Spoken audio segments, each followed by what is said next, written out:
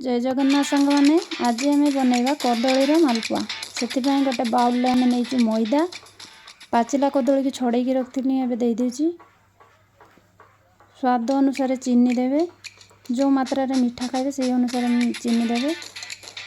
एबे आम से किसी पान मधुरी दौचे स्वाद अनुसार लुण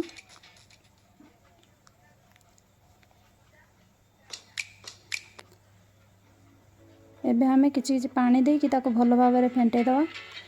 आणटा टिके पानिया रखिए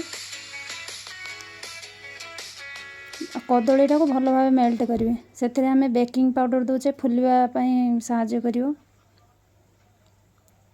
मालपुआटा टे फुलिबो से बेकिंग पाउडर दौचे।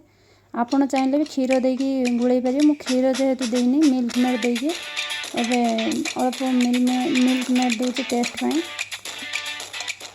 क्षीर भी दे पारे। आणटा को पूरा पानिया करेंगे। एबे गोटे ये गोटे पेन ने से तेल गरम करेंगे आम एबे से आण को से छाड़े छाड़ला देखिए मेल जो मेलीगला देखो मालपुआटा केमती गोटे पारे उल्टे देवे उल्टे देकी देखो दुई पारी सारा ब्राउन कलर हो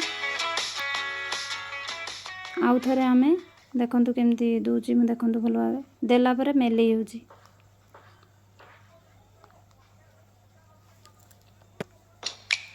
देखो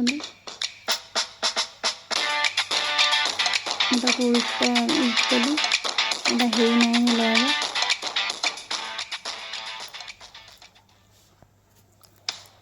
देखो मुझे दुई पारी नौटे देली है नहीं भल भाव देखो एबे होगला ब्राउन कलर होगला एरो ब्राउन कलर है आप खोलीदेवे। देखो आम प्रस्तुत होगला मालपुआ। जदि आपको भल लगी लाइक शेयर कमेंट निश्चिंत करेंगे।